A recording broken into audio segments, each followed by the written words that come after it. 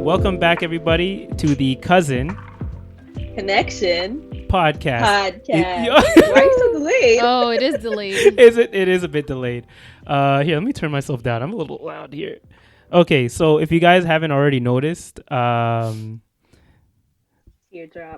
I'm out of the studio. Exactly. My host looks a little bit different today.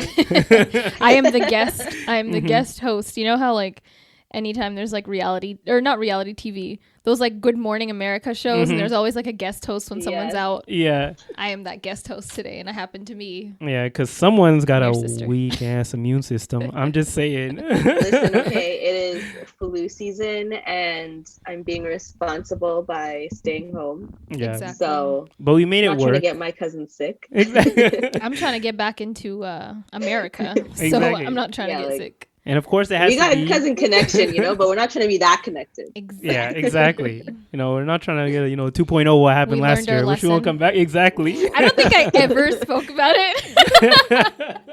Wait, We're talking about it today. Yeah, we we're gotta talking talk about about that today. Okay. Also, turn your thing a smidge towards her. What? Oh, shoot, my bad. I'm cutting her off here. Okay, so if you guys haven't already noticed, I guess if you're listening or watching, they heard a new voice here and maybe seeing a new face, or not really a new face, but you're seeing a different face. And that's because, of course, on the 1 week, we have one of our biggest guests. We have the girl we've mentioned 100 times, or I've mentioned 100 times. Should I say Aysha? Yeah. Yeah, Aysha. Yeah. Aysha Harun. Because Hello, every time I've referred to her as Gizman.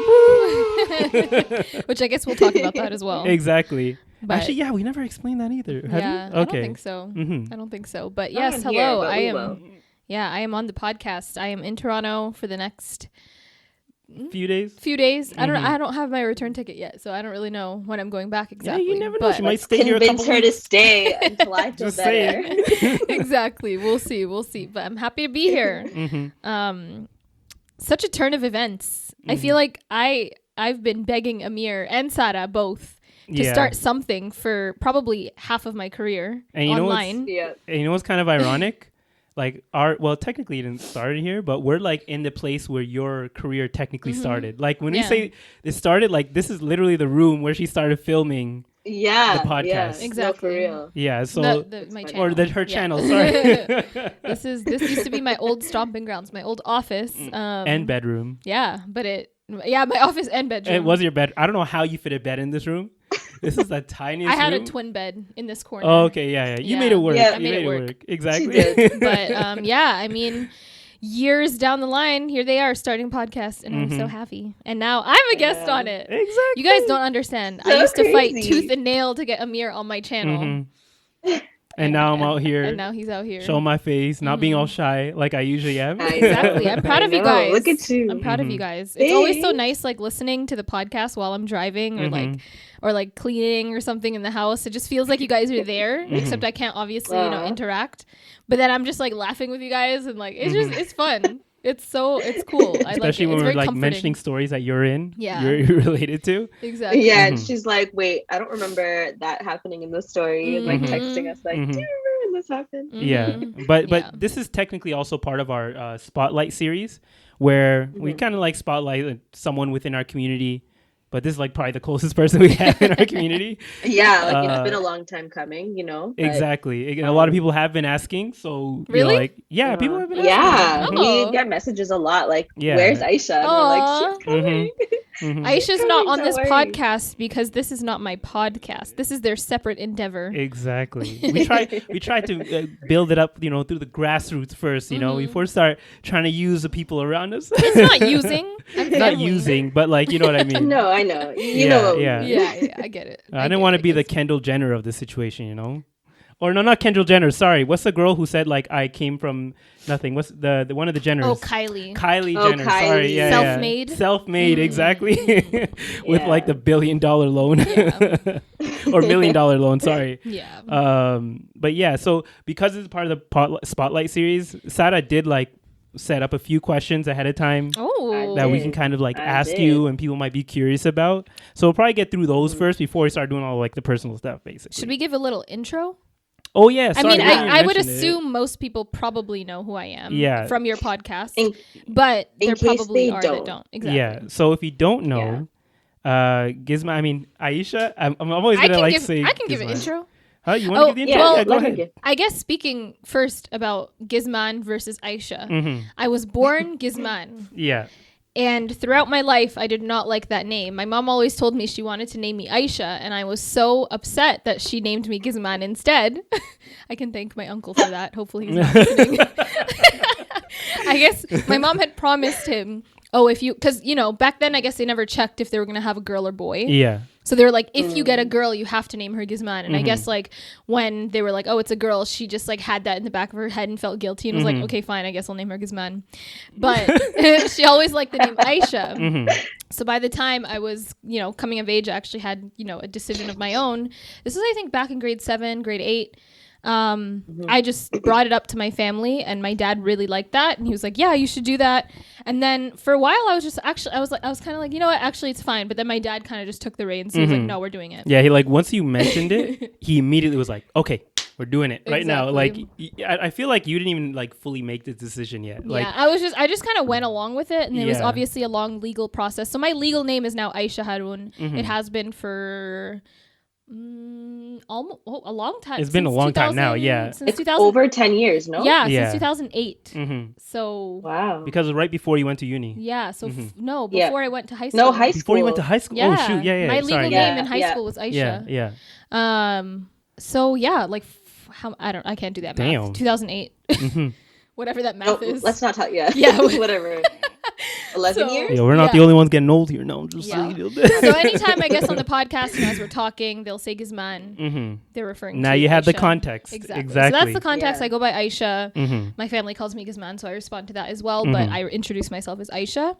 I am Amir's little sister. Everyone always thinks I'm older. That's another thing. I'm 26. Yeah. He's 29. Yeah, she's older. I mean, she's younger in the like literal sense, but when it comes to maturity, there's a little bit of like, I feel like the playing field is slowly leveling out now. Yeah, Amir has. I feel like you have gotten there now. Yeah, again, exactly. Yeah, and Sada is the third sibling out of the crew, also cousins. You guys, I think they explained their relation already, but Sada's basically my sister. She is my sister. Yeah. That's our relation. That's our relation, but your background, I guess you can go into that. So I'm a YouTuber. How long have you been a YouTuber for? 10 years now. I started when I was 16. You're one of like the OG YouTubers then. I started when I was 16, 2011. I was in this this room used to be bright blue. No, it was like a turquoise, no? Yeah, like a turquoise blue, including the ceiling. I don't know who thought that was a good idea. I was like, I want the ceiling. Your ceiling was blue? The ceiling was blue. And do you remember the trim used to be lime green? I don't know who chose those colors. Did you choose those colors? I chose those colors. Oh, no. And I don't know why my dad let me do that. Nah, man. Those were not it. My God. Yeah, that was it. So anyone from the OG early teal blue vibes. Days. I totally forgot about that lime green trim. That lime, and it matched the tape.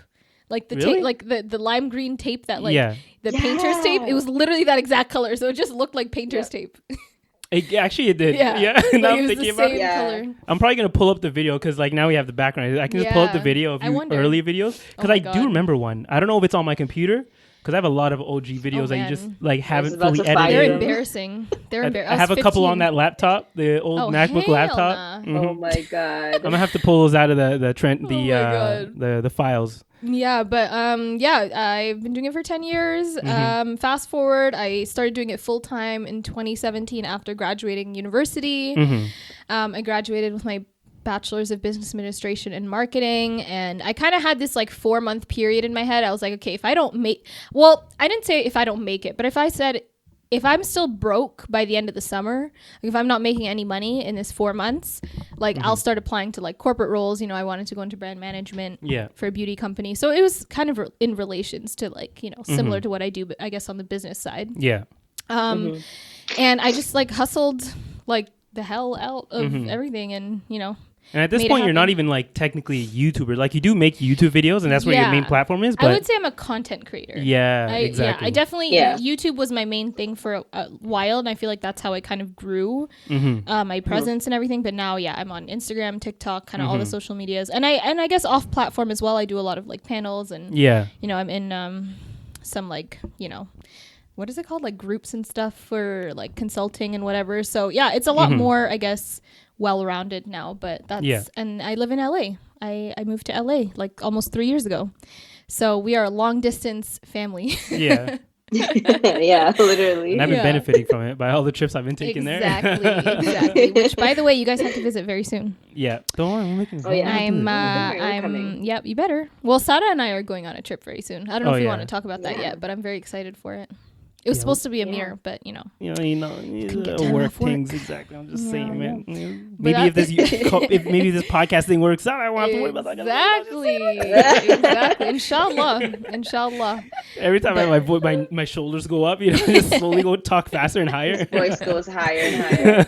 Also, just a disclaimer, guys. I'm going to be wiping away my tears as this episode continues. Just letting you know. I'm not crying. Not because she's emotional, but because she's sick. Oh my god, I like this podcast vibe though. I feel like it's a little bit more chill. Like I feel like maybe people who are watching on the YouTube channel might be like, oh, she has very low energy, but this is how we just kind of talk normally, basically, and it's nice. It's cool. Exactly. I like it. Just like a recorded hangout session, but exactly. So now that we've caught up, Sada can kind of let's take the reins here.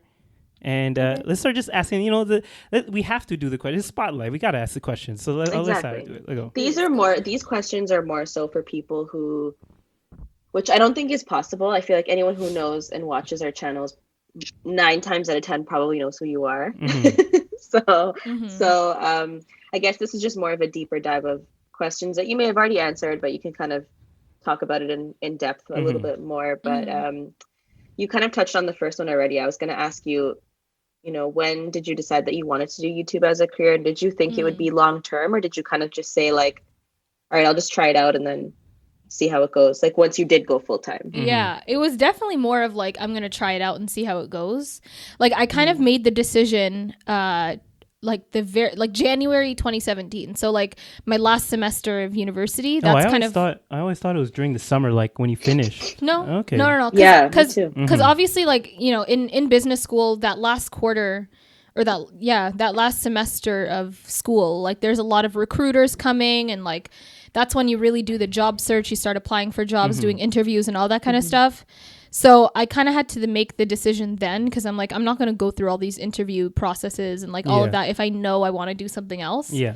So it was then when I decided, and it was actually that same month that I decided I got invited to my first VidCon. I had like 60,000 subscribers, so I was like, what? Like, is that the one where you went on stage too? Yeah. The first one. Oh, I remember that one. That was so feels like forever ago. That was honestly the single most terrifying thing I think I've ever done in my career so far. But it was I feel like I had to do it to just like get over the cold feet of like presenting and stuff, IRL. I feel like did your business course or classes kind of help with that, because you had to do presentations anyways? 100%. Yeah. So that's the great thing I feel about, like, I'm really happy that I still did my undergrad. And I mean, of course I would have done it anyways, because like I didn't know that I was going to go full time with it, but like now looking back, I'm very thankful for it all. Because obviously you don't need a degree to be a YouTuber or like a content creator. You kind of just have to be creative. But I guess to get far and like to actually make a successful, like lucrative career out of it, like you kind of have to have some sort of business acumen or like entrepreneurial mindset or something. So I feel like that really helped. And then obviously, in business school, you're doing presentations constantly. So that really helped as well. So yeah, it was that January. And then that semester, I like in between my classes was basically posting, I think like 2 or 3 times a week. Which, like, now thinking of that, I'm like, I can barely. How? I have no idea. Now thinking of that, I'm like, I can barely crank out like 1 a week now, because obviously my schedule is very busy. But I was like, I would either this is bad, but I would either skip classes to film videos, or like just on my off days, I'd film like 3 videos in one day. Like I'd do a makeup tutorial, and then once my makeup is on, I'd film like another video afterwards and like maybe a Q&A, and kind of just edit between classes. Between classes, or I also lived on campus, so it was obviously a little easier. Like my whole life was either school or YouTube. Making videos, yeah. So Right. I just knew I had to like do something to like kind of get my starting, or like kind of be more consistent, just get my mind in the in the sense of like, this is what you're going to do after. Yeah. So yeah, I was doing that, and I think that helped me gain a bigger audience, because obviously, and I'm sure you guys realize now too, like consistency is really key when making consistency content. is a big part of it. Exactly. And like that's why I'm honestly very impressed with you guys for being this consistent with a podcast. Like I don't think people realize, and maybe we'll get into this after, like how much work it takes to be any sort of content creator. Like it seems like, because obviously all you see is the end result. You guys see are like our podcast, people just think, oh, they're just film a podcast and upload it. Like no, there's so much that goes on behind the scenes. So it's like, it is a full-time job. It takes a lot of your time. It took us just to start recording. It took us like 2-3 months or something like that. I remember. Like just to get everything set up. To start recording. Right. It's a lot. So yeah, I forget where I was going with that, but that was the lead up to it. And then when I graduated, I already knew like this is what I was going to do. So like convincing my parents was another thing. Yeah. And I kind of just framed it as like, well, I just spent 4 years like stressing myself out and like doing work. Like the best thing I can do for myself is take these 4 months off. And like enjoy my summer. So that's kind of how I framed it. And I'm like, at the end of the summer, I'll apply for jobs. Like if I need to, I'll apply for jobs. Yeah, so that's what I remember. Yeah. So my parents were like, okay. And like anyone who knows, like I was up like hours, like middle of the night editing videos. Like I would literally film after like 9 p.m. when it's quiet and everyone's sleeping. So yeah, I just made it work. And then, alhamdulillah, by the end of the summer, like September and whatever, and like after VidCon, that obviously helped a lot. Things started like being more, I guess, sustainable, like consistent. Like there was work. Was there at that point? Was there monetization? Yeah. Okay, I was monetized for a while. Remember, I was under. I think I was under your email or AdSense account, because I wasn't 18 yet. Like, when my channel first started. So I was monetized for a while, but it was under my brother because I wasn't 18 yet. Yeah, you're actually using that's why I have so many videos on my laptop, because you're using my laptop to edit a lot of the videos. I was using I feel like I was using your laptop to even record some videos. You're using it as like a second screen to kind of see yourself. Yeah, so I would always use Amir's. That's like, I didn't get my own laptop until like maybe 3-4 years after starting my channel. Yeah. So but and then alhamdulillah, it kind of took off. And I think it was that summer, because you were being so consistent, that's when it kind of blew up more. Right? I mean, even what's crazy is like, it's all like risky, it's all like kind of in your plans and what's written for you, but it's just everything about my career was very like, is the word serendipitous? I don't know. I know, like things just align so perfectly, and it's just it's like it's a sign. It's like the day I walked across the stage at Wilfrid Laurier University, which is where I went. Go Golden at Hawks. My house, at Sada's house. I hit 100,000 subscribers. Like that was remember that like it was yesterday. Exactly, and like everyone was cheering. It was so cute. Like we were all watching the countdown, and it's just like crazy, like how things like that have aligned throughout like the course of like my career after I decided to go full time. Yeah. And that was like a week before I went to VidCon too. Yeah. It's only when you look back at it then you realize how like exactly it couldn't have gone any other way. Like you had to have gone through this or that to be able to be where you are right now. Exactly. For sure. Yeah, that was a big part of it. And my this whole time, from my eyes, I think I wasn't really paying attention a lot of times. Like I knew that you were growing. Yeah. And I was like, you know what? Honestly, if she's consistent, I thought of it as like a job. Yeah. At that point, because at that point, like I was a big follower of YouTubers, so I knew how the game worked. I knew about consistency. I knew like how you can monetize and all that. Exactly. So I realized that if she's just consistent with it, it's basically a full-time job. So she'll be successful. I kind of knew that you'd be successful in it. Just due to the fact that you're being super consistent with it and you made it a full-time job. What and rewinding back actually. What? Amir was actually the person who kind of like, I don't want to say inspired, but definitely introduced me to YouTube. And they mentioned this on the very first episode of the podcast. Literally on the first podcast. And I was dying of laughter. Because I remember this so distinctly, and I tell Amir, I've been telling him for the past 10 years, I'm like, if you would have just ignored Sarah and I, you could have been a millionaire. You could have been up there with the big guys. Like, it was 2000. It was like 2007, man. Made my first YouTube video, and it was like full like Ned Zed vibe, like I said last time. Yeah. Or like I remember one of your videos got like 12,000 views or something, or like it had a lot of views. Yeah. Because at that point, like when I say I studied the YouTube game, like I knew what would be popular, what would make thousands of views. So I would just do it. So like I would make like tutorial videos about gaming. I would make like talking to the camera type of videos. Those ones weren't as popular. You had to have like somewhat of a following, so that didn't make as much. But yeah, like if I just stayed at it. But you know what? I'm just saying, you know, everything goes. I mean, what's the plan thing that you were just mentioning? Everything happens for a reason. Exactly. Yeah. But happens at its time. Amir definitely, he definitely introduced me to the whole world of YouTube, and then like I kind of found my own groove with it. Like I started with a music channel first, which which I do have videos of. I'm just saying. Oh my God, those are never. Listen, I'm saving those for when if I ever hit 1 million. That's the only time anyone will ever see those music videos.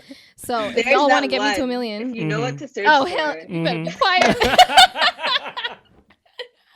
You better be quiet. She doesn't know her password, guys. She doesn't know how to get rid of it. I don't even know how to. I don't have access to that account at all. It's so funny every time I think back of like the username with the video. It's horrible. Oh my God. But anyways, that was, I guess, the inception. Does inception make sense? Yeah, inception of it, of my channel. So and then we're here today. Exactly. Okay, what else you got there, Sarah? So.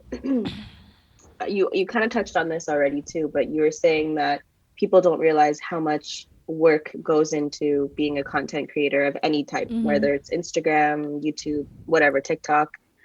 So what are some of the like not so appealing sides of being a content creator that like you want people to know? Because like you said, people always see the end product, and so they're like, it can't be that hard, right? Yeah. You know, like how much work does it actually take?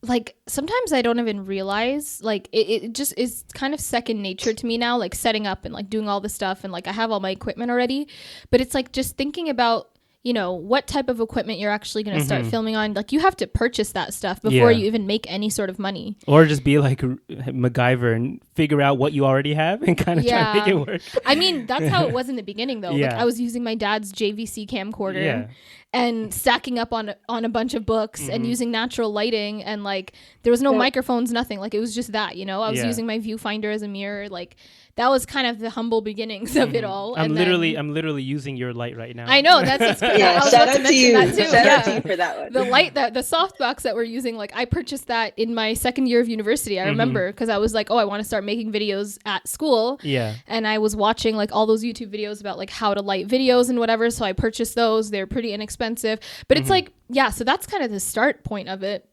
But then it's like, okay, if you need to purchase, editing software. So like I was using iMovie for, I would say, like the majority of my career. I only switched over to Final Cut Pro, I feel like, in the last 3 years. But it's like that you have to purchase yourself, or if you're going to get an editor, and then, you know, on top of all the content stuff, I feel like people maybe understand the content part of it a little bit better now. Like they know, you know, since a lot of people are kind of becoming their own like versions of creators too, just for fun, and, you know, hope it turns into something. So, but aside from that, it's like, if you want this to be a lucrative career, it's like you have to start reaching out to brands. You have to you have to kind of tactfully pick what products you're going to talk about, and like send those off to brands to hopefully, you know, in turn, like they'll work with you and like they'll pay you and they'll have a budget and all that kind of stuff. So it's like in the beginning, I remember that summer when I went full time for the first time, like I would say like maybe like 60 to 70% of my day was like sitting at my computer, like in this room, like emailing brands. So I'd be kind of like cold calling. I'd be like emailing brands the entire time. I'd just be sitting here all day, like emailing brands, trying to like get my name out of there, going to events. It's like, there's a lot of, it's not just like you're popular and then brands want to work with you. It's like, it's just, I don't know. It's hard to even think about now because that is so long ago. Now, like, obviously I have a team. I have a manager who does like all of the business side of it for me. They do all the negotiations. They bring me brand deals and stuff. But on top of all of that, it's like answering comments. It's, you know, making sure that you're staying on top of the trends to come out with like fall content versus winter versus summer, spring, like figuring out what the trends are. Now that there's TikTok, it's like that's a whole other social media platform that I'm trying to learn on top of doing all the stuff that I'm already doing. Like it's just, it's never ending. And it's less of a like 9 to 5, it's more of like a 24/7. Oh, 100%. That's the best way to describe it. It's like, oh, you're so lucky you don't work a 9 to 5. Like, yeah, I mean, in a sense, that's true. I don't have to go anywhere and I don't have to work for anyone but myself. But it's like I'm always on. Yeah. Like always. Yeah. I think probably over the last year, I've gotten better at like a work-life balance. Like before I used to vlog basically everything. Like anytime we had outings, my camera would be there, we'd be vlogging. Like, all of that. And I didn't really have a proper work-life balance. Like I'd be editing videos at 3 a.m. in the morning and answering emails that time too, to the point where like my manager would be like, go to sleep. Yeah. Like, why are you answering these emails right now? You're on the East Coast. Like, but now, I have a better work-life balance. I've kind of just realized like, it's not that deep. Like you have, alhamdulillah, like a consistent, loyal audience. Like you can chill a little bit more and like enjoy life. Yeah. But don't you feel like it was necessary to work that hard at first to kind of build it first? 100%. Build a strong foundation and then you can kind of ease off a bit. And I think that's true for any sort of entrepreneurial like path. Like you always, those first, I would say like 2 to 3 years are just grind mode. Yeah. Like you may not be able to hang out with your friends as much. You may not be able to like, you know, take as many vacations. You may not be able to just kind of enjoy life as much, unfortunately. But the goal is like you hustle hard enough to the point where like years later down the road, you can relax a bit. You can have people that work for you to kind of ease off your load. So now, you know, to kind of ease off my load, I have an editor who does like, I would say 90% of my videos. Yeah. I have a photographer now that like takes my photos and edits them for me. I have an assistant that works with me part-time, and then I have like a whole team of like manager and talent coordinator as well who helps with like the brand side of it all. So now I can kind of enjoy my life a little bit, but it still is a lot of work. Like I still am working all the time, but it's just kind of more seamless now. Does it make you envious of like what you're seeing nowadays with TikTok? Because like with TikTok now, you can be a nobody one day and be like most known person in the world in a week. I mean, yeah, but to me, it's still not as different as YouTube. Like the same thing could have happened there too. I guess, you could have blown up, but it's easier to kind of blow up now on the internet. It is 100%. It's a lot more easier, but at the same time, like I'm very content with where I am and like where my career is going, and you know, like you know, my income, alhamdulillah. Like I'm very content with it all. So it's never like I look at someone else and I'm like, oh, I wish I had that. Yeah. Which like there was also a lot of times while I was growing, like I felt like that, but. Yeah. And we don't see that like what they had to go through to kind of get there too. Yeah, so exactly. They might have put up a million videos before they blew up, and then you didn't see all that. You only saw that one video that blew up. So no one ever sees the full journey, right? I guess what I will say is like, you know, being a Black Muslim woman, there definitely were roadblocks in a way. Like I feel like just over the last 2 to 3 years, it's been a little bit more diverse with beauty and like fashion and all that. Yeah. But like I had to fight tooth and nail to get brand deals like when I first started. And it was one thing to get brand deals, but it was one thing to get paid the same amount that like other white creators in Toronto were getting paid. Like I had friends in the industry that would tell me how much, you know, money they're getting for certain deals, and I know that was nowhere near what I was doing. Yeah. So it's like there was a discrepancy, and it was like clear as day that it was because I'm a Black Muslim woman. Yeah. And it's like not what was marketable at the time, but now, you know, with diversity and inclusivity, the old they're like fighting words for you now. Yeah, now exactly. Now it's like, oh, I'm too busy to take on that deal right now. Yeah, it was funny because I was watching like another podcast, and there was a girl talking about like how she was offered a trip to like, I don't know, Bali or something with a bunch of influencers. And when she got there, she's talking to the influencers, like, oh, look how fun we're all having and stuff. And she's like, yeah, man, it was fun having this free trip and everything stuff. And they're like, and she's like, they gave me a free hotel and everything. And then they were talking about money, and it's like, wait, you got paid to come here? It's like, that's how different it Hold on, they didn't pay her? They didn't pay her. They just gave her the free trip, and she just had to like post about it. Yeah. But because they knew they could take advantage of her, Then they didn't mention anything about money, and she didn't know. Maybe she didn't have a manager yet, so they kind of just sent her on the trip, and everyone else was getting big bucks. When she heard how much people were making on that trip, she was pissed. Yeah, but you know, and like I don't think people realize how often that happens. Yeah, like I feel like because I went through a 4-year degree, I wasn't about to be taking stuff on for free. Like I'm trying to make money. Yeah, you know, so. I feel like I always kind of stood my ground. Like if someone's like, oh, you know, just this first one will just be free, but like afterwards, you know, we'll have a budget for you. Yeah. Like, no, that doesn't work because like my bills are due now. Like me posting for you is only going to make you money and me like nothing, you know? Yeah. And like I've had to cut off brands because of that.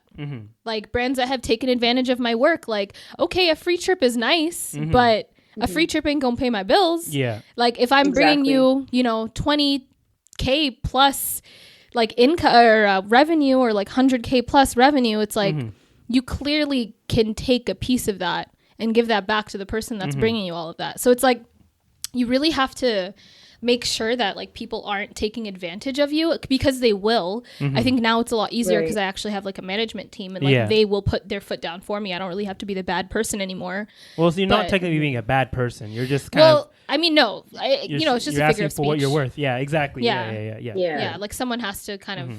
Because you can't. Sometimes you feel like you're bad, but really, this is business. Business 100%. Is business. And that's what I had to realize very quickly. Yeah. And I feel like I'm still kind of learning that, like. Because obviously, you know, I'm empathetic in nature and whatever. And I'm like, oh, but but it's a small business, blah, blah, blah, you know. And there's times. You do that a lot. Yeah. And there's times and places where I'm like, okay, fine. Like, I'll just do it this one time or whatever. But then I realize it's like, you know, this is my business. This is, you know, you wouldn't go to, you know, I don't know, some other established business and be like, can you just do this one thing for free for me right now? And then later, you know, when I get a budget, I'll pay you. Like, no, it doesn't really work like that. So, yeah, but I mean, I would just say it was difficult. But alhamdulillah, I feel like I actually had somewhat of an in with YouTube and Google for a while. Like it started when I was here in Canada. And for some reason they saw like potential in me. I have no idea. So I feel like that honestly really helped with my career. Like I was invited to a lot of the YouTube Black summits and like, you know, just recently I was on a billboard all over Canada, which was pretty exciting. So it's like, you know, there are people that will believe in your message and stuff like that. But, you know, it takes a lot of work. And they really are pushing to have more diverse faces that 100%. Represent their channel, right? Yeah. Or their company, I guess. Exactly. Yeah, but it definitely wasn't always like a smooth battle. And sorry, did you want to say? No, go. You. I was just gonna say, like, with that said, though, seeing that, like, you know, becoming a content creator is so common now, and a lot of people are really trying for it. What would you say is like, even if you had one or two things, like in terms of advice, like what would you advise someone who's like up and coming or like considering getting into YouTube or Instagram or whatever it is they want to do? I would say figure out your why first. Like, I feel like some people just kind of start because they're like, there's really no reason. And honestly, that's kind of where it was for me. But then eventually it turned into like, there was a why behind it. And it was because, you know, there wasn't Black Muslim representation online when I started. But now, you know, you kind of have to figure out what your why is and what your purpose will be with making content. Like there obviously are thousands of people who do just the influencer thing or the fashion or beauty or whatever. But if you have something unique that you want to share, then I think that's where the passion kind of drives you. And then on top of that, it's like being consistent. And I mean, it's annoying to hear at this point, but it really is true. It's the only thing that is the most true with creating content. If you are consistent, you will get followers. Like it's not even a matter of like you'll hopefully get followers, but it kind of is like if you show, because the thing is, it's like with anything, like even if people come to me and they're like, oh, can you subscribe to this? If they actually have content and they're consistent with it, like I'm actually more intrigued to check it out. But if the last thing they've posted was a month ago, I'm kind of just like, well, what's the reason? Why am I going to subscribe to you? Like it's just a stale channel or it's just a stale post, you know? A stale page. So it's just like the more consistent you are, it kind of shows other people like, oh, this person actually has something to share. Like, let me follow them. So I think that's the biggest thing. And consistency doesn't have to be every single day. Maybe for TikTok, that's true. I feel like the more you post on TikTok, the quicker you grow. Yeah. But like, with YouTube and Instagram, whatever, like at least once a week, maybe with Instagram, like every other day or something. It's just kind of like, I don't know, the more your face is out there, the more people are going to see you. And the more also the algorithm will recommend you. Exactly. I was going to say the algorithm, Instagram and YouTube is a big algorithm game. 100%. Like TikTok is how fast can you grab someone's attention, because it's all about like viewing time and all that stuff.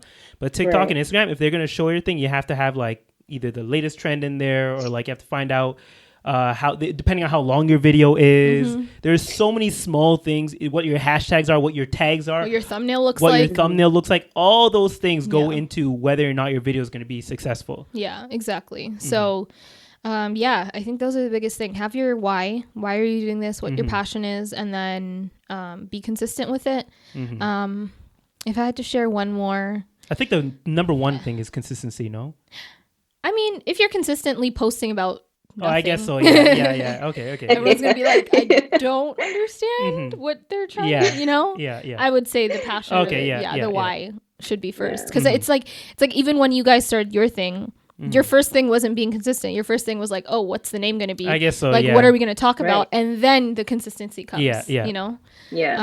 Aside from that, I personally don't think that like equipment really matters in the beginning. Like, you can really like stretch anything you have, especially now with like the iPhones and stuff. They're so much better. You can use your laptop, whatever, it doesn't matter. I would just say those two things. That's solid advice. I mean, I know we're gonna take it. I mean, you guys already have, honestly. And it's sorry, the last thing is patience, because definitely, obviously nothing will take off overnight. I mean, that's the hope, and that's that best case scenario. But majority of things take time. I mean, I didn't quote unquote blow up or like get popular, whatever that means, like I would say like 5 years after I started my channel. So it's like, it's all about just being patient and just like enjoying the process as well. Yeah, there's another podcaster. I listen to a lot of podcasts. There's another podcaster / YouTuber that I listen to called Kev on Stage, and he literally made one video. He's speaking directly to people making podcasts. He's like, guys, just know for those first 100 podcasts, you might not get any listeners. You might not get many listeners. You get like 10. You get your family listening, but just know for those first 100, don't expect to be blowing up like what my podcast has done or what this person has done. Just be consistent. Make sure you get those 100 out, and like through time, like the rest of it will come with it. Exactly. All the views, the people that you want to listen, that kind of thing. So just be consistent and just know that it's gonna take time. And 100 podcasts is like 2 years, so just realize it's going to take a while. Like it's funny because I didn't really I can't remember if I told you that I was starting a channel. I feel like eventually, like probably in the first couple of videos, you realize because I was taking your laptop and editing videos. But I remember I was trying to hide it at first. But I would say I didn't really tell anyone. You know why? Because when I didn't hide my videos and showed it to you guys, thinking I'd get praise, no, I got honestly, laughed at. I don't think I would have cared if you found like.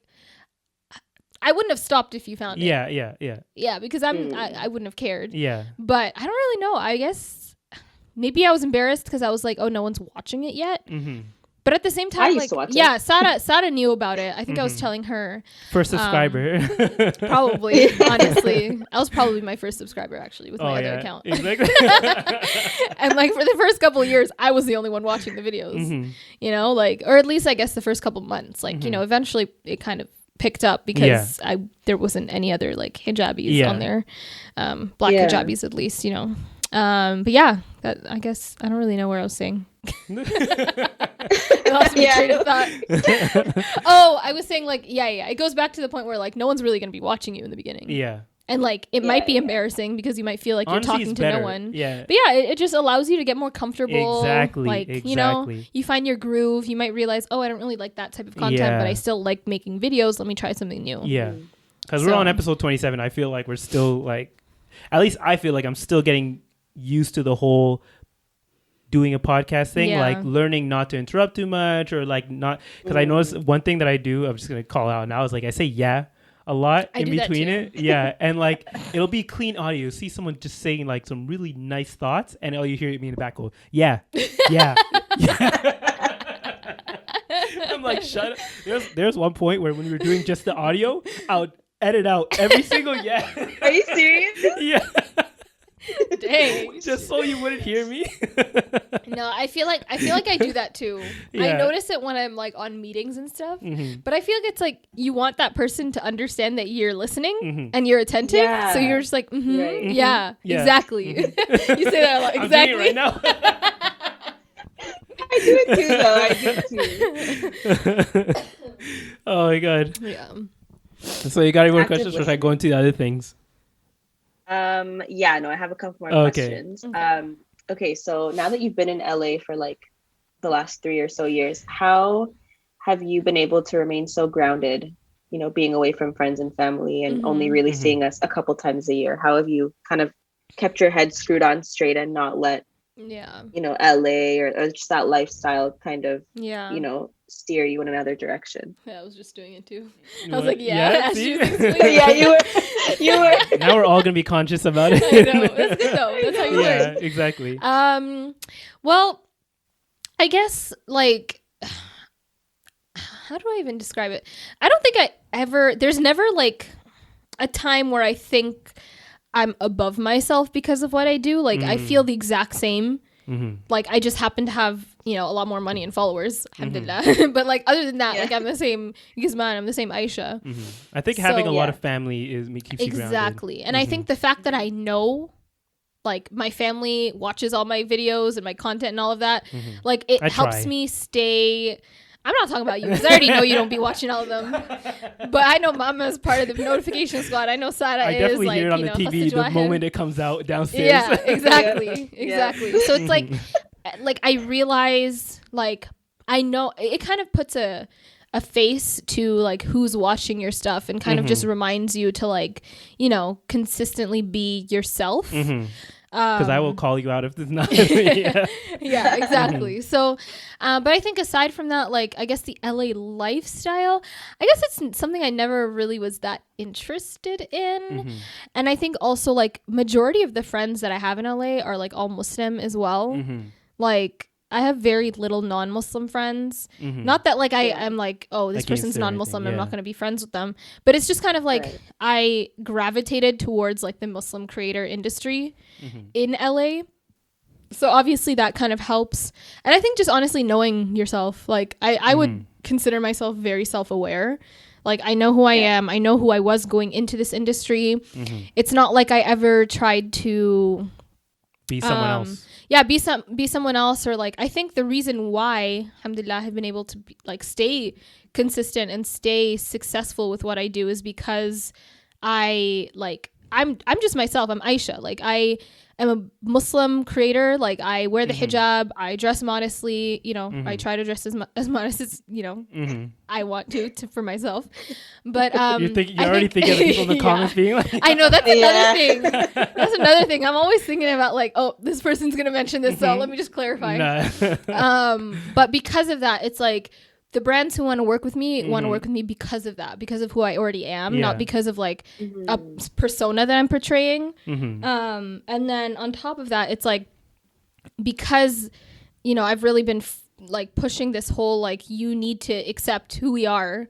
Like regardless of like, you know, what the society says or whatever, it's like anytime I'm invited on panels and stuff, I'm not afraid to speak my mind and like call brands out, call people out, whatever it is, and just like make it known like this is the type of content I want to create and you're going to accept that. You know? So I feel like because of that, it's like because obviously there are YouTubers who decide to go the route of like having a YouTube personality and it might be like who they are, but it's like a version of them, you know? So it's like in person, they might be a little bit more different. Like they might not have a very like excited personality in person or whatever. Like it might be slightly different than who they are. I It's never not really had that exactly a issue. bad thing. It's not a bad thing, but I feel like I never had that issue, so I never felt like I Yeah. had to like be anyone else, like in any room that I walked in. You know, I could just be myself. Yeah. It makes it easier because you yeah. don't have to worry about that. Yeah, and I think it just goes back to like the morals. Like obviously I was raised in an Islamic household, and I knew right from wrong. So I just keep myself out of, you know, the places that I don't want to be, or I just like I just know my boundaries. Like there's no Yeah. For me, and also I guess I was living on my own like before that, so it wasn't like as drastic for me. It's not like, oh, my first taste of freedom. It wasn't really like that. Yeah. So yeah. And like, are you treated any differently in LA at being a hijabi or even being black? I would say no. I'm not treated differently. You know, LA is that one place where like it's not like New York where people are just like rude to you for no reason. Or just like, or not rude, I guess blunt. Yeah. Like everyone in LA kind of has like a fake facade. Like not, okay, that sounds bad. That sounds really bad. I don't mean they're all fake. I just mean like, say there's a racist, like, you know, and they have racist views. They're not going to be racist towards you unless you're in Orange County. Sounds very Canadian. You know what? It's very similar to that. It's there's like a facade. Like they're still going to be nice. Like a passive racism. Exactly. Yeah. But like it's not outward to me. Like I might get stares, but like I don't really notice it, I guess.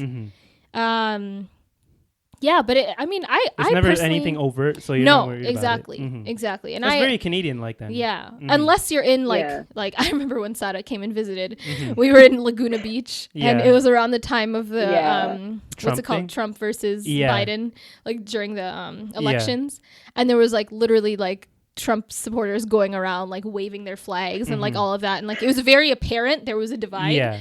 But I'm not around that. Yeah. You know, I live in a very liberal.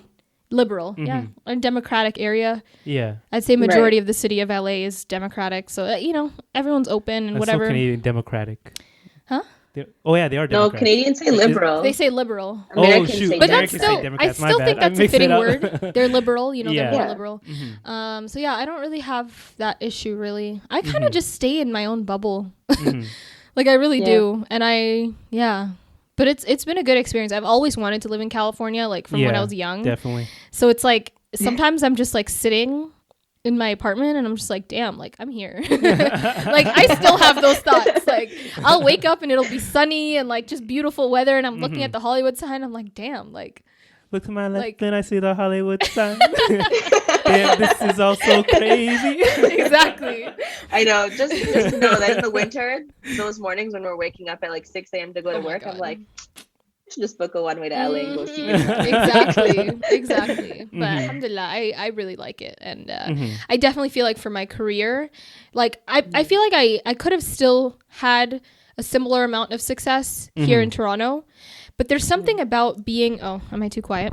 There you go. There's something about being in LA. It really keeps you creative and keeps you motivated because you're surrounded with a bunch of creatives. Like everyone there, majority of the people you run into are some sort of, sorry, this is not influencer. This is not an ad. But if you want to sponsor us, I'm just saying. I know exactly. But yeah, someone's either not always influencers, but just creatives. Like they might be directors, they'll be actors, they'll be like they're doing something creative, and it's like it kind of keeps you in that like inspired vibe. Yeah. And I feel like that's exactly where I need to be right now. Like as I grow my career and like as I want to do more stuff outside of YouTube, like it's just a really good environment to be around, and I use that as motivation. Right.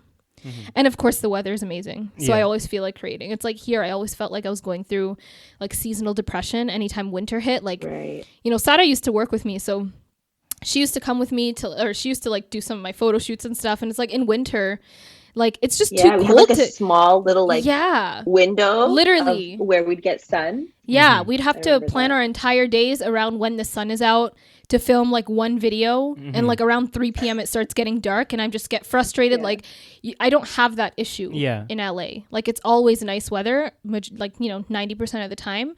So I feel like as a creator, like that just keeps everything like flowing. Yeah. And speaking of weather, you were talking today, like, ironically, even though you like LA weather, fall is your favorite weather of all things. Fall is my favorite weather. Oh, it was so nice. We went to this park in Scarborough. Well, actually, no. Thompson Toronto. Park. No, not Thompson. No, it's in Scarborough. Is it Scarborough? Douse Basically Road? Thompson Park is. No, it's not Thompson. No, it wasn't Thompson Park. It was. It's not called Thompson Park, Amir. It's called. It's something Creek Park, like Tory or like something Creek Park. I know it is. Anyways. Okay. Anyway, it's on Douse Road, so it's Toronto. Dawes Road. Yeah, that's not Dawes. Scarborough. Exactly. Dawes. We were talking about that too. Dawes. We say names so Slavish. Oh man. But anyways, we went there and it was just a beautiful like fall foliage and like the stream was running, the trees were turning like green, like yellow and red and orange, and it was just so beautiful. And like that's what I miss. Like I have to make it a point to come to the East Coast, which is another thing we will be talking about in a second. But come back to Toronto, East Coast, and just like enjoy the fall. I feel like LA definitely has a fall, but it's just kind of like a cooler version of summer. Like, like it's just a little bit cooler. But it's not as colorful. It's not as colorful. There are some like fake parts of like Beverly Hills where they'll have like the colorful trees and stuff, but like they literally just planted those for the sake of like movies and stuff. So it looks pretty. Like I can. That's like, you know, if I know I need to shoot something that needs fall like vibe, I'll go there. So it's kind of like that. But I do miss it. But anyways, I asked Amir this question. Yeah. Because I had a debate with someone. I can't remember who this person was, but it was a heated debate about whether or not Toronto is considered the East Coast. I said it was. Okay, that's what I said. Right? Yeah. I was like, of course it's considered the East Coast. It's they're like, no, it's isn't it like East Coast is like Nova Scotia and like Quebec and like New Brunswick and all those. Yeah. If you take they're it like literally, Toronto is like central. I'm like, ain't nobody saying Toronto is central. It's clearly the East Coast. Yeah. But then we're literally on Eastern Standard Time. That's what I said. Yeah. And I'm like, don't you consider New York the East Coast? They're like, yeah, of course, because it's on a coast. And I was like, wait a second, that's kind of true. I guess we don't technically have a coast. We have a lake. Yeah. You know, we don't have like a beach, like a East Coast beach. But then like, okay, but so when you take it literally, then you'd only count the cities that are literally on the coast. But then if you think about it like geologically, East Coast, like Pennsylvania is technically part of the East Coast, and that's like directly below us. That's what I'm saying. So I'm like, so anyways, Toronto is the East Coast. I don't remember who that person was. Yeah. But I just had to, I was like, am I crazy? I'm like, have I just been outside of Toronto for so long? They don't call it the East Coast? Yeah. I'm like, we definitely do. It's like East versus West. Like we call the West Coast Vancouver. Pull up an article that says Toronto. like Toronto is part of Central, blah, blah, blah, that kind of thing. I have no idea. There's no way. Anyone refer to Toronto. Exactly. That's what I'm saying. And New York is only like, what, 8 hours away? It's not that far. 8, 9 hours, that kind of thing. 8 hours, yeah. I feel like if you're driving like 14, 15 hours just to get to the East Coast, okay, then you can maybe make that argument. But if we can drive there in less than a day to the coast, I feel like you're still considered part of the East Coast. I think so. If you're not changing time zones to get to the coast, you're kind of still in the East Coast. Yeah. That's what it is. Exactly. I feel like Nova Scotia and all those places are like Easter Coast. That's like Eastern Canada. Yeah, that's true. Because they're so far east that we're in a different time zone. They're almost isn't that like maritime? Yeah, they're in different time. I think like St. John or one of those places. Yeah, it's a different time zone. It's like 30 minutes. Yeah, exactly. They're like they have a there's one place around there, I forget, there's a time, and then there's another time zone specifically for like Newfoundland, which is 30 minutes on top of that. Yeah, ahead of that. Yeah, it's interesting. Yeah. Well, like, okay, Ontario or Toronto is technically like southeast if you really want to be technical, but we're still East Coast. Yeah. Exactly. Yeah. I would say. So anyways, now that we have established that, I have one more question for you. Oh, okay, good. In terms of your content, what can we expect from you in 2022? Oh my God. If you've thought that I haven't really thought that far ahead, but I feel like definitely a lot more travel content. And I mean, I'm kind of in the works of, or interested in buying a home. So, you know, hopefully a lot of home content. I think regardless, I don't know, my channel has definitely had shifts throughout its inception. Right. It's aged with you. It has, exactly. So like, who knows? It's like whatever challenge I have in 2022, like you can pretty much bet I will be talking about it on my channel. But I think I've definitely loved a lot more of like I've been experimenting a lot more with like sit down type of content. Like I did one recently about like body image, and like it went really well. And I feel like those are the types of content that get the most engagement. Like maybe not as many views, but like the types of comments that I get from that, I really love that and I crave that. Like, I don't want like a conversation. Exactly. So I think definitely more conversational videos, almost as if it was like a podcast topic, but like more condensed into a YouTube video, you know? So I kind of want to experiment with that a little bit more. Now that I have like, you know, my studio a little bit more situated. But yeah, I would definitely just say like more travel and more home content, hopefully. And then Inshallah. Inshallah. And yeah, I don't know. Honestly, I feel like people maybe think I have like, I know certain people that have like a whole content schedule. Like they'll sit down every month and like write out what their videos are going to be. Yeah. I truly wish I was that person. I really do. But I'm just not. I'm a spontaneous filmer. You're like us, where we literally don't have a topic until like we sit down. I know. Like I'll have an idea of the type of videos. Yeah. I'll have an idea of the type of videos that I want to do, like in that season. Yeah. But it really is just like, I just wait for inspiration to come to me. Like I'll just wake up one morning and I'm like, I'm gonna film today, and this is what I'm gonna film. Yeah. And you know, it just kind of happens. Yeah.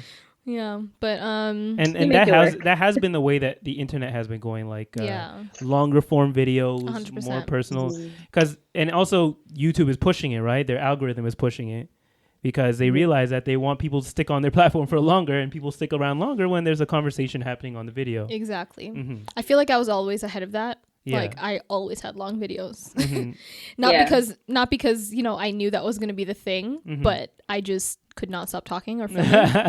So I'd have like, you know, 25-minute plus videos. People like gravitate towards your authenticity, and like your channel isn't just like, although you did start off with like makeup and you did some fashion videos, you shared a lot of who you were. Like you shared like family moments, weddings, like, you know, people got to know not just you, but like all parts of you, whether your friendships, like, and I think that people gravitated towards that because, you know, and sometimes like, okay, I'm the type of cousin that I'm like a stalker fan. So I literally go through Gizman's comments to like look for haters to be like, excuse me. Yeah. So sometimes when I read the messages, there will be people that are like, oh, I'm from such and such country and I don't have friends, so I love watching you and your friends together. And it's like, it's so cute that like she's able to provide like that, I guess, that like 20-minute segment where people can watch and feel like they can relate to her and her life, you know? So. Exactly. And I was actually just in DC this past weekend last Thursday. I was literally there for like 20 hours. It wasn't long. But I was there for an event at Nordstrom for henna and hijabs, and this one girl came up to me because obviously, you know, my audience and, you know, followers, supporters were able to come out. Yeah. And she was the first one to come up to me, and like I literally almost started crying. Like actually there were tears, but I was trying not to ruin my makeup, so I was going like this. Emotional. I'm so emotional. But she came up to me and like she was like, "Oh my God, Aysha!" And like before she even like got to what she wanted to say, she started like bawling her eyes out. Oh no! So I was like, oh my God, like stop crying. And then she started like talking about how like, you know, I've been watching you since 2013 and just like, you know, right around the time where I moved here. She's from Uganda. Her name's Sophia, I believe. So shout out to Sophia if she's watching this. But I really hope that's her name. But anyways, she started crying. She's like, you know, like I've been watching your videos. She's like, I feel like I just relate to you so much and you make me feel seen. Like I started wearing the hijab because of you. Like everything you talk about, like I purchased, like she was saying all of this stuff. And it's like, I don't unfortunately get the opportunity to actually interact with my audience like that on a regular basis. But like when it happens, it really just makes you stop to think about like what impact you're making on people's lives. I don't think you really realize that like, you know, obviously people will share those in comments and DMs, but it's like in person is a whole nother thing. And like, I just saw that emotion and like instantly started crying with her. Cause I was like, how, like, it's just so crazy to me. Like, it's just so wild. And I'm like, damn, if you were watching me since 2013, like you went through a wild ride, like a whole roller coaster with me. Like that's insane. And I feel like when you experience those things with people, even if they're complete strangers, like you feel a different type of connection with them. Yeah. And I think that's one of my favorite parts of like what I do. It's like building that connection and like hearing from people, their stories, you know, what I've inspired them to do. And it's like, I'm not a perfect person, but it's like my story and my journey has somehow impacted their life in a positive way. And it's like, at the end of the day, that's kind of all you can hope for with the content that you make.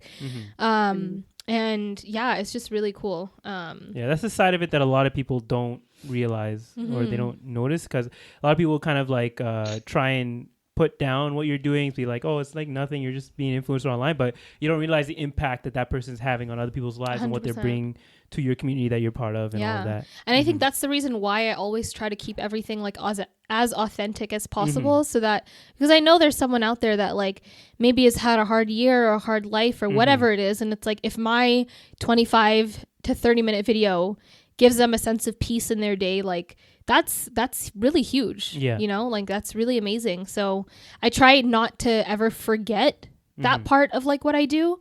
Like, I know obviously throughout the years I've started working, we're going overtime. I don't know if you care. Oh shit, now we're good. Okay. We're good. Yeah. I know, like, you know, over the years, you know, I've incorporated a lot more like branded content, and like obviously a girl's got to eat, like a girl's got to make her money. That's kind of, you know, that's not the motivator of what I do. It's just kind of something that, you know, adds on to it as you grow, I guess. Yeah. But, you know, it's nice to know that regardless of all of that, there's still people that still support you, and like just for you. Yeah, just for me. And like, you know, they understand that because of the person who I am and like who they've watch or seen like, you know, grow online, that like whatever she talks about is definitely something that she believes in, and would like, you know, personally recommend that to like, you know, people that she loves and stuff. And it's like, you know, obviously I'll get comments like, oh, every video is sponsored now, or this or that, whatever. And it's like, for me personally, anytime I watch videos, like, I don't care if a video is sponsored. Like, say it in the beginning, I really don't care. They'll say this video is sponsored by whatever. Yeah.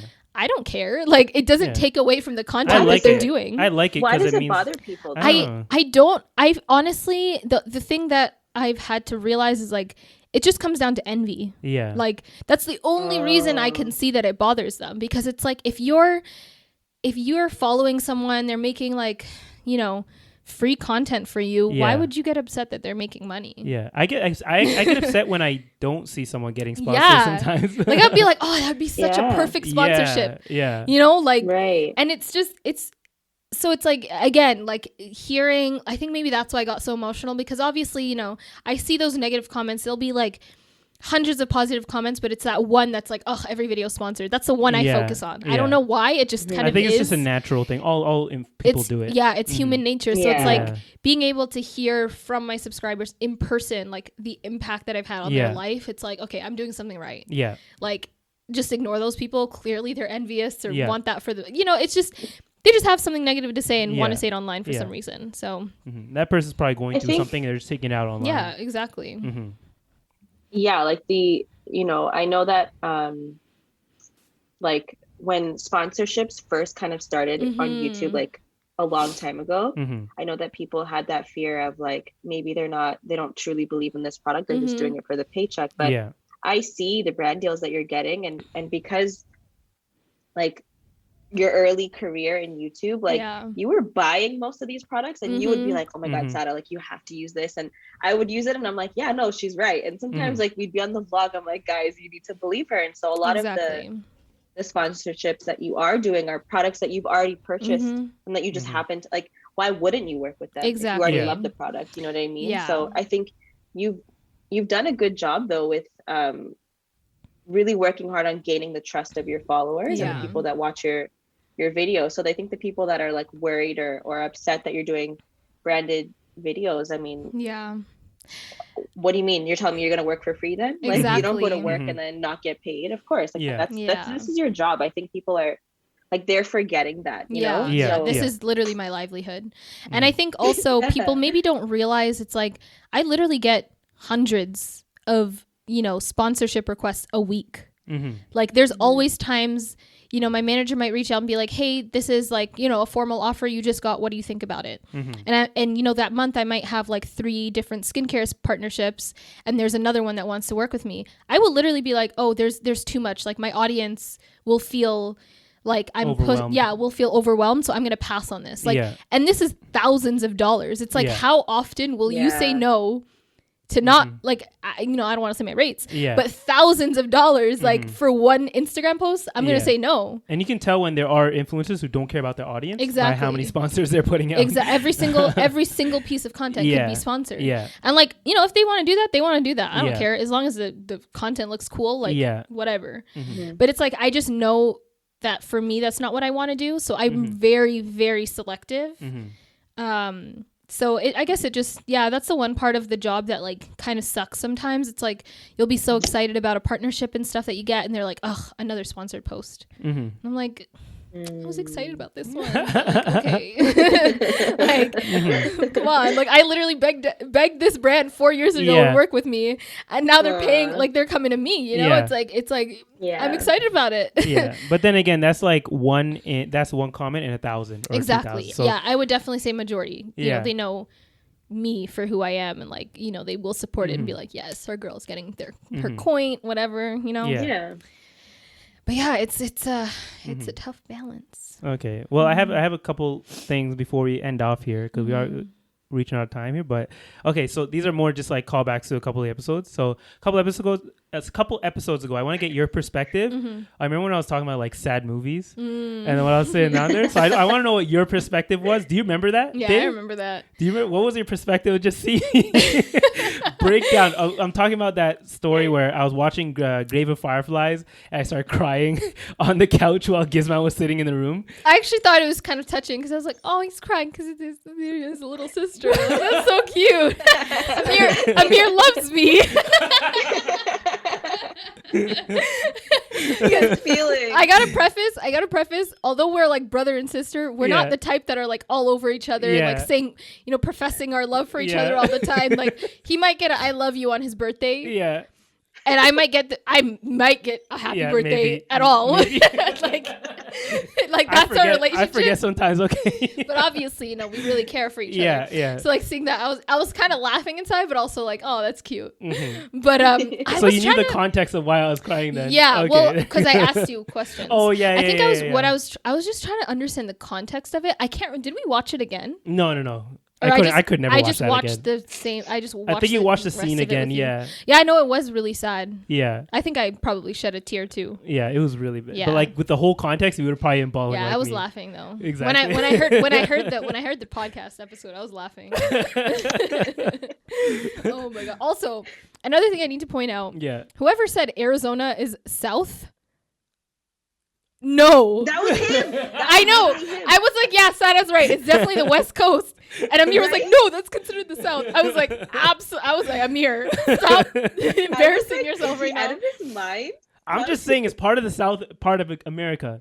Okay, but that's like saying it's not. California is the I guess South. so. Like we can't really say that now because we talked about the whole like East Coast thing. Anyways, So, I just had to point that out. Yeah, I was so listening like to it. I'm literally being a hypocrite by saying we're taking one not literally and one literally. So yeah, let's just let's act like I never said that. Yeah. Okay, and also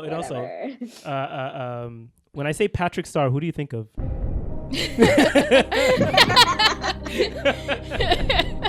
Well, at first what's the I first thought thing you come at first I thought of the YouTuber. But then Come on now. but at the same time though, like I was thinking about both of them. Okay. Yeah. Only because you said it. If Sada mentioned Patrick Star, I would assume she's talking about the makeup person, not SpongeBob. Oh, but like if you saw me, if you heard me say Patrick Star, you would think of SpongeBob first. If you heard me say it. Yes. Okay, it's somewhat Possibly. relieving. I don't know. It depends on the context. It was like so. It was so like he just said he's like you're the Patrick Star of the situation. I was like, okay, yeah. So I was like, how the hell does Patrick Star relate to this? And I'm like trying to think like what reference is he trying to make? And then he looked at me like, you better know who I'm talking about. I'm like, yeah, the makeup guy, right? And we just lost it. Do you know the makeup person? Yeah, I know the makeup person. Okay. Yeah, I know him. By the way, like I don't know if this is controversial. Maybe I'll cut it out. But like, have you noticed that the makeup game? Because I know you moved away from the makeup game on YouTube. Have you noticed that the makeup game is like almost completely taken over by the guys now? Yes. Well, I've noticed that. by guys and general people who they may not identify as men. I don't know. No, the top people in beauty are probably men. Yeah, like there's got like Jeffree Star, James Charles, Charles, I forgot his name. Patrick Star. James Charles. What's his name? The other guy in Hawaii. Mm-hmm. Bretman Rock. Does he still do makeup? I don't know. He's more of just a personality. There's the other one that I thought was Bretman Rock for the longest time, Nikita Dragon. Oh, you thought that was Bretman Rock? Yeah. Oh my god. Because I thought Bretman Rock would wear like women's stuff. No. Okay. Mm-mm. Okay, but I thought either just one was without makeup, one with his makeup. Yeah. It's true though. It's true. Yeah. Yeah, I don't really do beauty as much. Yeah. You miss it? Well, you can still do it. Right? Yeah, I mean, the reason why I guess pushed away from it was mainly because, well, one, the pandemic. I stopped doing like as much makeup, so there wasn't really much to do. So like before, I would go to events, like, you know, I'd film Get Ready With Me's, all that kind of stuff. But then also I noticed like it just wasn't the type of content that people wanted to watch. Yeah, like on my channel. Well, it's evolved. I think makeup has evolved on YouTube from being less about like what are you gonna wear on your day to day to like putting on these like crazy looks and outfits. Sometimes to the point where it's like you need professional artists to be able to do this kind of stuff. Yeah, so I don't really do that as much anymore. I do the exact same look. I've been doing the exact same look for the past like 2 years, so there's not much else I can show. Yeah, but maybe I'll experiment a little more on TikTok. Yeah, I feel like that could be fun. Like if I ever miss makeup, like maybe do it on TikTok. Okay. Instead of like a whole YouTube video, you know? Yeah. You just have to think about like different strategies for each platform. Yeah. Okay, so and just one more question just to make sure that I raised you right. My gosh. The Hulk, is he in DC or Marvel? Marvel. Okay. Batman, is he in DC or Marvel? DC. Okay. High five. I only know that because of the end game. Wait, quick, like, okay, let's see. I'm just gonna go a little bit more obscure here just to make sure. I probably won't know. Catwoman, DC or Marvel? DC. Okay. Only because it's Catwoman and Batman. Okay, you already know that then. I'll just say. Wait, Sada, let me try you then. Who can I try here? The new movie's coming out, right? Dr. Octopus, Marvel or DC? I ain't never heard of Dr. Octopus. Yeah, me neither. He doesn't even exist. Okay, That's a Doc Ock. That's a trick question. I don't know. DC. Marvel. Doc Ock. He was in the first Spider-Man movie. I made you guys both watch it with me. Remember Spider-Man with Tobey Maguire? Oh no, technically he was the second Marvel Spider-Man movie. I do not remember an octopus. You don't remember the guy with the 8 arms? No. Okay, I'm gonna make you guys watch that. We're watching that. We're watching that next time we're all together. We're watching that all together. Okay, we're watching that. Okay, so let's end this podcast. Hopefully my camera, the camera's still recording, thankfully. But the quality, you might notice today, the quality is a little bit better, guys, because I'm actually using my new phone. What? No, I'm using my new phone. Yeah, I finally got a new phone. To those who are watching who knew the struggle, you know, it's been a real struggle for a few months, but I finally have some updated phone here with a better camera and everything. So maybe I'll use it as a full-time camera. Maybe not. I'm not sure. I'm still making up my mind. But thank you again for listening and watching. Remember to subscribe to us on YouTube. Hit the notification bell at Cousin Connection Pod. And wait, hold on. What? We have to also Cousin thank, Connection Podcast. Gizman for joining our podcast this week. Or Aysha. Thank you, Aysha Harun. Aysha Gizman. Do you have an issue? Like, do you have trouble saying Aysha? Yeah. Yeah, he always says Aysha. Aysha. Because I think of the song. My. Yeah, exactly. Aysha. Just say Aysha. It's 2 syllables. Aysha. Yeah. Okay. Yeah. There you go. We have Aysha Harun. That sounds so wrong. Okay, we have Aysha. I just did it again. Oh my god. I will say goodbye to myself, or I will. Just outro yourself. Go ahead. Thank you, guys. Thank you, Cousin Connection Pod, Sada and Amir, for having me on the podcast. This was fun. We should definitely do more. So maybe leave some suggestions on their Instagram. Yeah. Or on the comments of this YouTube video. What other topics we should cover, or themes or whatever the next time I'm in Toronto. Yeah, because we can go more into like our actual past, like childhood stuff that we did. This is more like career stuff, but I would love to get into like the depths of our childhood and the craziness and what was that game we used to play? Military. Which one? Or what was it called? What was military? Sergeant. You don't remember the one where we game? used to like literally act like sergeants? Okay, we got to get into that on the next time we're together, because that was a whole moment. That was a whole moment. But this was really fun. I enjoyed this. Yeah. I feel like I was kind of nervous. Nah, this is fine. Really? Yeah, Why? I don't know why I was kind of. You literally do not this nervous, but I like my body was nervous. Nah, you're fine. It's kind of hard to breathe. Yeah, like it is hot in here. We're both wearing like multiple layers. No, I feel like it's kind of hard to breathe. Like you just talk so much. Oh, and yeah. this is so close. Like I feel, I don't know. Anyways. Oh, yeah, you're technically new to podcasting. I am, Which is a whole different game. This is my first time ever filming like in a podcast studio. Yeah. I've done podcasts, but it's been Yeah. like on my couch. Yeah. Yeah. Or on the floor. I remember that one. Remember that one that you took me to one day? Oh yeah. You're right. Yeah. That was I guess I was kind of into podcasting. Yeah. Okay, never mind. I lied. There you go.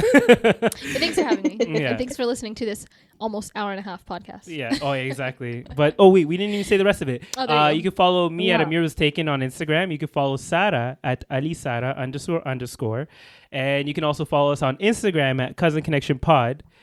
What? What about Gizman? Oh. Well, she already said. Okay, At go ahead. Aysha Harun. Oh, you can follow Aisha Everywhere. at Aysha Harun Yeah. on Instagram, on everywhere, literally. And yeah, thank you again for watching and listening, and have a good day. Wait, What? before you end, What? you guys, from my audience, we're getting them to 2,000 subscribers, inshallah. Inshallah. We need to Inshallah. hit that. Come on, Inshallah. you guys have to give like, you know, like oh, we got to hit this much. Okay. 100 okay. subscribers more from what we have now. That's it. Come on, you got to aim high. You I gotta think aim we're at like high. 370 Okay, right get us now, to 1,000. so- Okay. 1,000. Okay, Yeah, 1,000. get us to Inshallah, Yeah, exactly. 1,000. Inshallah. Anyway, sorry, I kind of took over Um, the end. And yeah, get us to 100 likes. I don't know. Whatever people do. But thank you again for If listening, you guys get us watching. to Oh, yeah? 1,000 followers, we'll get Amir to do a TikTok dance. Yes. Well, I've already done one, technically. 1,000 followers in a week. I would say that's giving them a lot because 1,000 followers could be in like, you know, Yeah. however long. Yeah, in a week. But- Okay, fine. Yeah. Okay, 1,000 guys. followers by next week's video. Mhm. Yes. Like after we post this one, then Amir's doing a TikTok dance. Exactly. Inshallah. I'm doing the dad, inshallah. This is fun though. Yeah. Thank you guys. Okay, we got to do the bye thing. Okay. But yeah. Bye. Bye.